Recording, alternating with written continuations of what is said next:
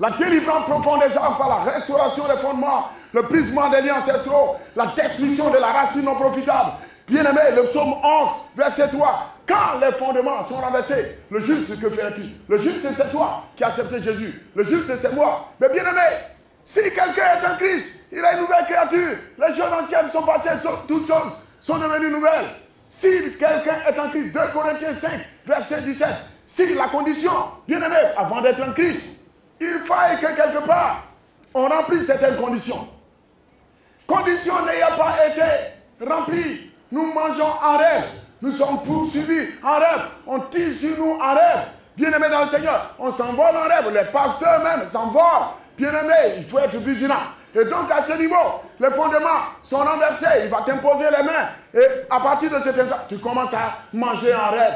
Rien ne te réussit. Bien-aimé, promotion au travail, le chrétien, il est dernier. Il paye 10, il paye offrande. Il fait tout. Et bien-aimé, il ne s'en sort pas. Les fondements renversés. Bien-aimé, Jésus-Christ de Nazareth, dans sa quintessence, Jésus permet qu'aujourd'hui, que toi et moi, nous puissions briser les liens ancestraux, détruire la fondation non profitable, arracher les semences sataniques, briser les liens des hôtels démoniaques, des alliances démoniaques, sortir des dédicaces sataniques. Shalom, Jésus-Christ, notre victoire, la victoire continue. Et bien-aimé dans le Seigneur, s'il te plaît, sois calme. Sois calme, dispose-toi. Jésus va m'utiliser et je vais te parler. Que tu me dises.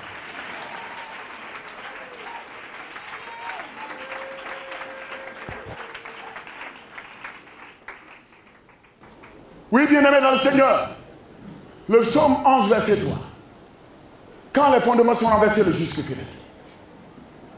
Et quand les fondements sont renversés, ça veut dire que dans notre vie, vous voyez, ce qui nous tombe, le sacrifice expiatoire de Jésus-Christ, ça fait 2020 ans maintenant. Alléluia. Et après ce sacrifice parfait, d'une vie parfaite, d'un sang parfait, d'un Dieu parfait, avec un esprit parfait, et qui a décidé, dans cette perfection, de sortir les hommes du cachot, il va faire le sacrifice pour annuler toutes les malédictions. Pour dire que Jésus remet l'horloge à zéro. Il a remis tout à zéro. Et nous sommes partis à égale grâce. Alléluia. Mais encore dans peu de temps. Oui, ton aïeul là. Oui, tes aïeuls. Tes parents maternels et paternels, ton village maternel et paternel. Ta nation. Ils ont pensé, en fait pour eux, le sacrifice de Jésus, c'est comme si Jésus était stupide. Comment il peut donner sa vie comme ça? Et ils se lèvent un matin et ils s'en vont chercher autre protection. Après ce sacrifice, bien aimé, les fondements étaient déjà normaux. Les fondements étaient sains. Une femme peut se marier facilement, un homme peut se marier facilement, enfanter, on peut travailler, on peut être à l'aise, on peut être en bonne santé, on peut vivre tranquillement. Jésus-Christ, l'homme parfait, 100% Dieu, 100% homme. Et donc, bien aimé, qu'est-ce qui va se passer la suite? L'homme va trouver que son enfantement tarde, que son travail tarde, que sa promotion tarde. Et donc, à ce niveau, il faut utiliser d'autres voies, pensant être plus rapide. Mais ce sont les raccourcis qui nous ont amenés dans l'idolâtrie. Et l'idolâtrie nous a amenés dans la sorcellerie. Et la sorcellerie a retardé tout. Et aujourd'hui, Jésus nous a cherchés et on était en retard. Mais Jésus permet qu'aujourd'hui, toi et moi, qu'on se retrouve et qu'on puisse briser ces liens et qu'on s'en sorte au nom de Jésus. Bien-aimé, le psaume 11, verset 3. Comment est-ce que les fondements peuvent être renversés? Ce que le chrétien ne sait pas, c'est que quelque part, Lazare est mort. Lazare était dans le tombeau. Bien-aimé, Jésus arrive et il dit ôtez la pierre. Ôter la pierre, c'est l'évangélisation. Quand quelqu'un te parle de Jésus, il est en train d'ôter la pierre au devant de toi. Quand tu penses que tu entends donner votre vie à Jésus, ils sont en train d'ôter la pierre au devant de toi. Ils ôtent l'obstacle au devant de toi. Ils ôtent l'échec au devant de toi. Le blocage spirituel, matériel et financier au devant de toi. Et encore dans peu de temps. Jésus lui-même, après l'évangélisation, c'est lui-même qui te rejoint, qui te dit, tu cherches travail. Parce que là, tu es bloqué. Il n'y a plus de travail. Il n'y a pas enfantement, il n'y a pas de mariage. À partir de cet instant, tu es obligé de faire quoi? De quitter maintenant. Donc, quand Jésus va te rencontrer, il va te dire, Lazare, sors. Tu es le Lazare de ta génération. Oh, ils n'ont pas dit amen bien. Bien-aimé, voici comment les choses vont se passer. Mais la Bible dit que Lazare est sorti. La parole du Seigneur, elle est puissante. Cette parole pouvait couper les liens, les cordes sur Lazare. Mais Lazare est sorti, le mort est sorti. Et Jésus va dire, déliez-le, laissez-le. Homme frère, il y a des prédications aujourd'hui qui sont des hérésies. J'ai dit, avant que quelque part, tu ne prennes la prédication, par exemple, du serviteur de Dieu, que ce soit à la télé ou à la radio ou partout, va voir qui il est. Pose la question à Dieu. Nous tous, nous prêchons à la télé. Nous prêchons partout. Ne prenez pas tous les enseignements. Il y a des gens qui ont déjà... J'ai dit, le diable a envoyé certaines personnes pour nous arracher de la présence du Seigneur et pour nous reloger encore dans des fortunes, dans des forteresses sataniques. Faites très attention. Ils vont venir vous dire qu'ils mettent à défi pour dire que quelque part, Jésus, les fondements renversés n'existent pas. Je voudrais vous dire, 10 à ces hommes. Je dis, je suis l'Élie de ma génération. Eux, ils sont des prophètes Baal. Il y a combien dans cette nation qui ont une vision de la part du Seigneur? Ils prêchent tout. Regardez-les. Depuis Jésus-Christ, il y a des hommes, quand ils sont appelés, il y a des prophètes exiliques et post-exiliques. Il y a Paul, c'était pour les païens, et les autres, ils prêchaient l'évangile aux Hébreux. Je voudrais te dire, Jésus-Christ de Nazareth est dans sa parole. Je dis, je mets aussi au défi quiconque, par la restauration des fondements, ne passant pas par la restauration des fondements, sera mieux établi par Jésus-Christ de Nazareth que moi.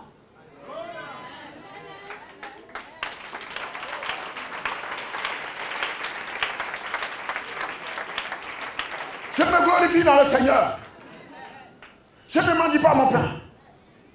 Je participe non seulement spirituellement pour amener le peuple à ne pas se lever contre ses dirigeants, pour amener le peuple à ne pas être en train de gréver.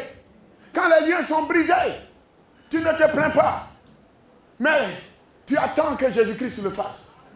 Et aujourd'hui, fondement renversé, formation supérieure, ce que le Seigneur m'a accordé, j'enseigne par la restauration des fondements, après le brisement des liens ancestraux, j'enseigne l'entrepreneuriat au peuple. Il faut que le peuple entreprenne. Bien aimé, il ne faut pas croire, un serviteur de Dieu te dit, ils l'ont appelé à plein temps, il faut quitter cette église, il va te rendre pauvre bientôt, il va te mentir, il va te sucer, il va te raqueter, il va te piller. Il dit, lui-même il fait quoi? Paul a prêché plus que tout le monde. Il a prêché, il a enseigné, il faisait des tentes, il vendait pour ne pas dépendre des autres. Un serviteur de Dieu qui dépend des fidèles, qui dépend des filles et des offrandes. C'est que son fondement est renversé.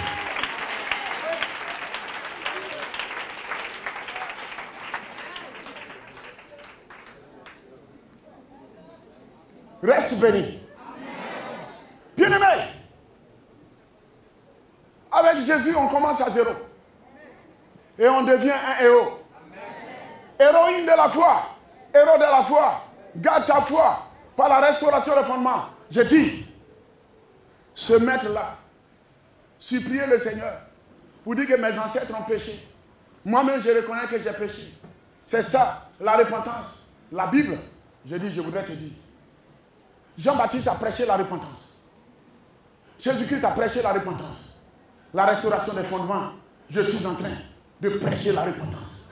Et les gens disent, ça n'existe pas. Ce sont les pasteurs, en fait, du diable. Ce sont des prêtres sataniques. Et le diable les a emmenés pour venir prêcher du n'importe quoi. Bien-aimé, tu ne vas pas me voir appeler un fidèle pour lui dire, Dieu dit de donner ça. Pourquoi? J'ai dit, quand je t'indexe et que le Seigneur te donne 1 milliard, les 4 autres doigts viennent vers moi. Donc quand tu as 1, j'ai 4.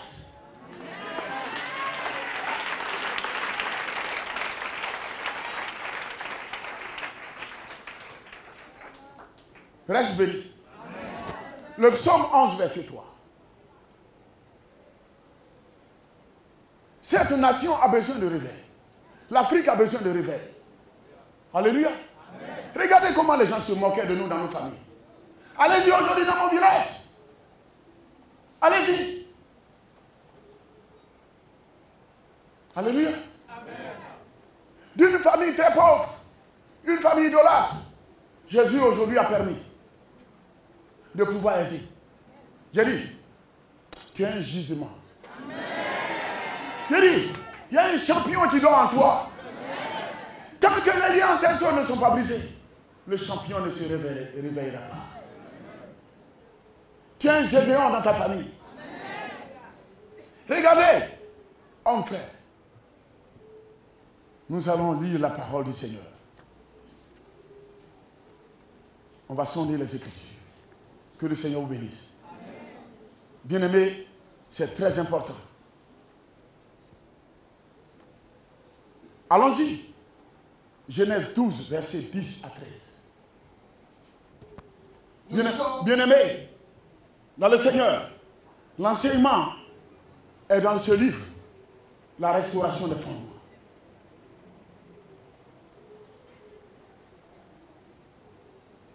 Les paroles peuvent passer, mais la parole de Dieu nous dit quoi? Ce qu'on raconte là, ce qu'on dit là, verbalement ça peut passer, mais les écrits restent. Ceux qui bavardent, ils n'ont qu'à écrire aussi, on va voir. Si Dieu leur a parlé, ils n'ont qu'à écrire, on va voir. Qui s'écrivent. Que Dieu nous soutienne.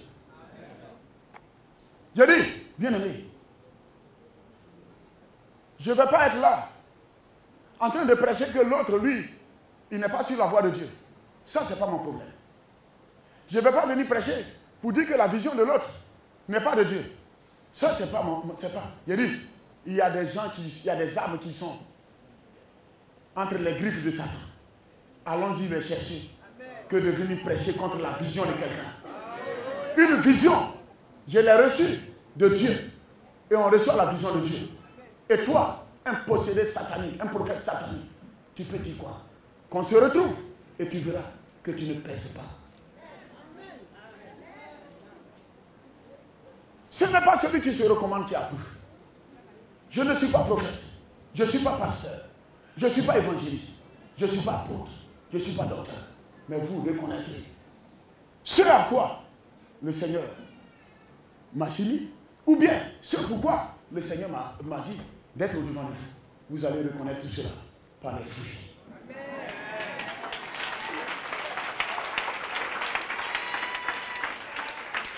Nous lisons la parole du Seigneur. Genèse chapitre 12, versets 10, 11, 12 et 13. Il y eut une famine dans le pays. Oui. Et Abraham descendit en Égypte pour y séjourner. Oui. Car la famine était grande dans le pays. Comme il était prêt d'entrer en Égypte, il dit à Sarai, sa femme, voici, je sais que tu es une femme belle de figure. Oui. Que les Égyptiens te verront. Quand les Égyptiens te verront, ils diront, c'est sa femme. Et ils me tueront et te laisseront la vie. Dis, je te prie, que tu es ma sœur, afin que je sois bien traité à cause de toi et que mon âme vive grâce à toi. Amen. Alléluia. Là, on va parler de quelque chose. Allons-y encore à Genèse 26, verset 7. Ça, est-ce que ce que Abraham a dit là, c'est la vérité?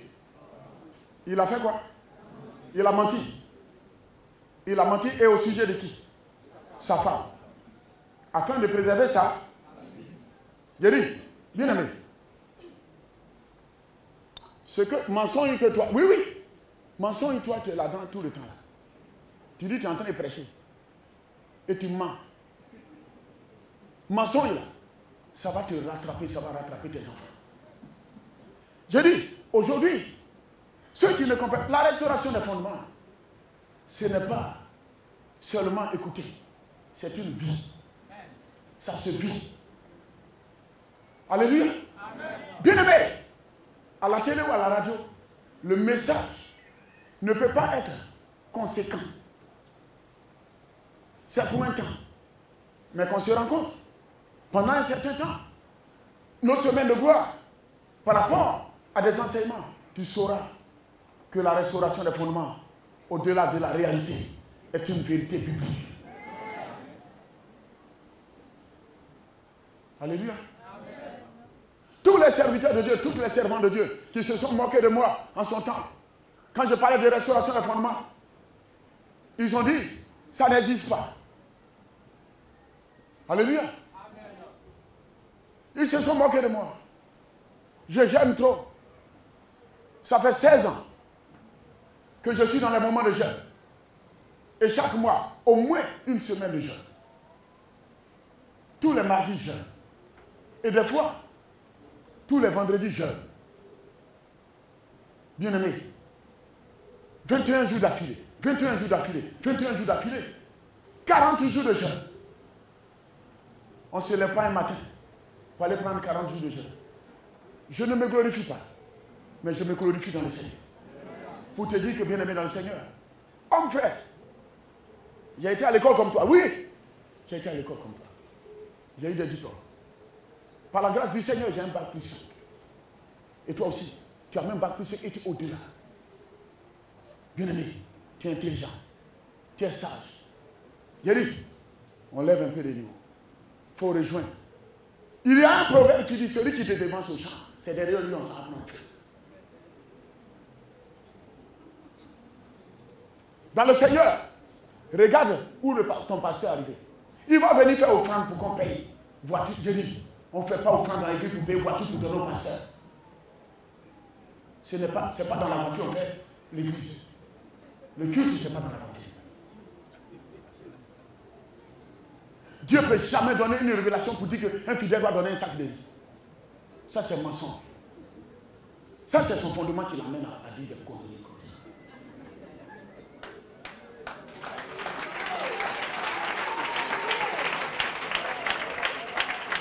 Est-ce qu'on est ensemble? On peut faire des offrandes pour bâtir une église. On peut faire des offrandes pour implanter, pour aller évangéliser. Mais bien aimé, moi je suis serviteur de Dieu. C'est toi qui as dit à Dieu de m'appeler. C'est toi qui as demandé à Dieu de m'appeler. L'ouvrier mérite son salaire. Si je dois dormir dans une maison, je dois manger, je dois nourrir ma famille. Où est ton problème? Je dois m'adresser à Dieu. C'est lui qui m'a recruté. C'est lui qui a fait l'entretien avec moi. C'est toi qui as fait l'entretien avec moi. Et comme mes fondements sont restaurés et les liens sont brisés, je ne mendie pas mon pain. Et je ne supplie pas les fidèles. Et je ne me promène pas de coup en coup. Je n'attends pas les dîmes et les offrandes des fidèles. Moi-même, je travaille, je suis opérateur économique. Et je suis chef d'entreprise. Et dans l'entreprise, il y a plus d'une 50aine d'employés. Et ça permet à l'église, certaines personnes de l'église, même des musulmans, des frères et sœurs, des gens qui ne sont pas chrétiens, de travailler dans l'église. Je veux glorifier mon Dieu. Je veux glorifier mon Dieu. Je veux glorifier mon Seigneur. Je vis la restauration des fondements. La restauration des fondements, ce n'est pas la prédication. Mais c'est une vie. Et c'est une réalité. Elle se vit. Est-ce qu'on est ensemble? Amen. Dis amen bien. Amen. J'ai dit, Jésus-Christ, notre victoire. Amen. Dis à ton voisin, la victoire continue. La victoire continue.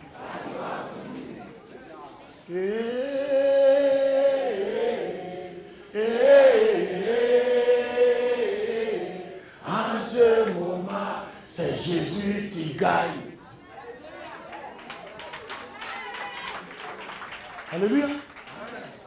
Alléluia. Abraham a menti. Genèse 26, verset 7. Allons-y. Lorsque les gens du lieu faisaient des questions sur sa femme, il disait, c'est ma soeur. Car il craignait en disant, ma femme, que les gens du lieu ne le tuent parce que Rebecca était belle de figure. Rebecca, c'est la femme de qui? C'est la femme de qui? Abraham a menti.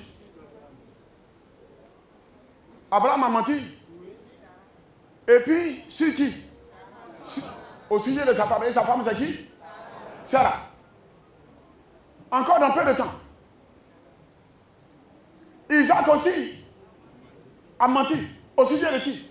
Sa femme. Le fondement, l'acte que Abraham a posé, le fondement des mensonges, ça a rattrapé Isaac ou bien ça ne l'a pas rattrapé? Bien-aimé, il faut savoir qu'au jour d'aujourd'hui, les mensonges nous rattrapent.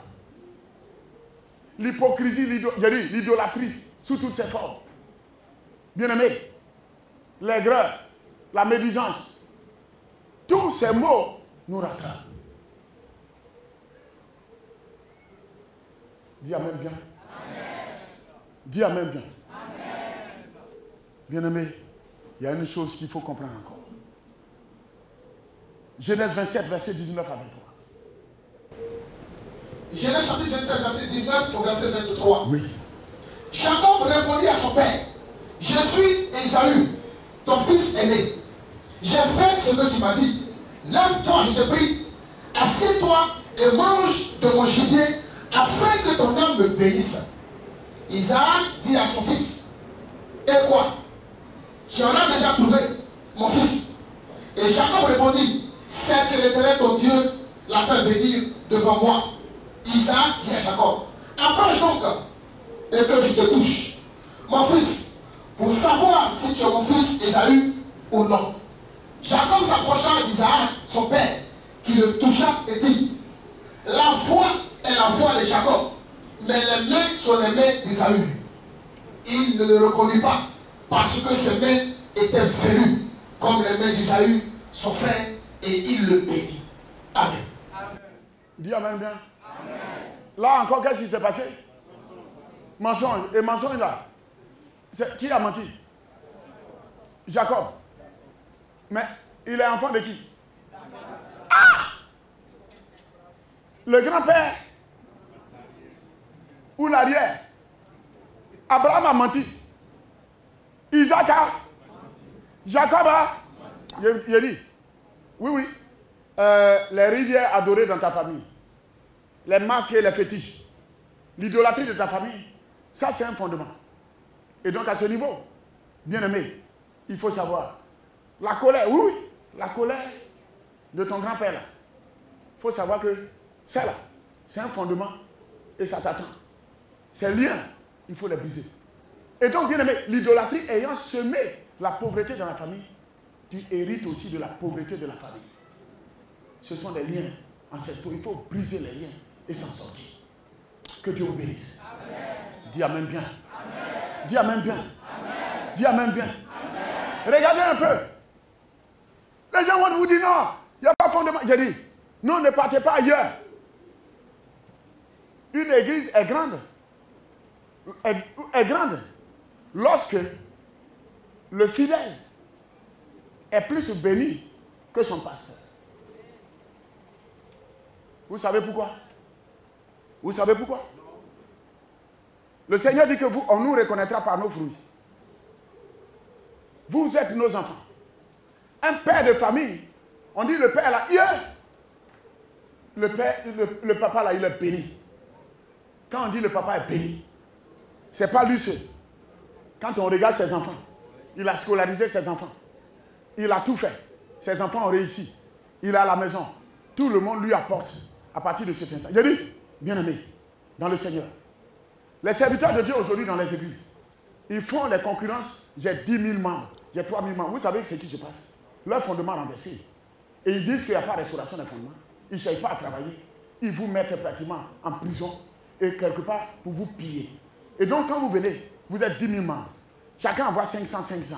10 000 membres.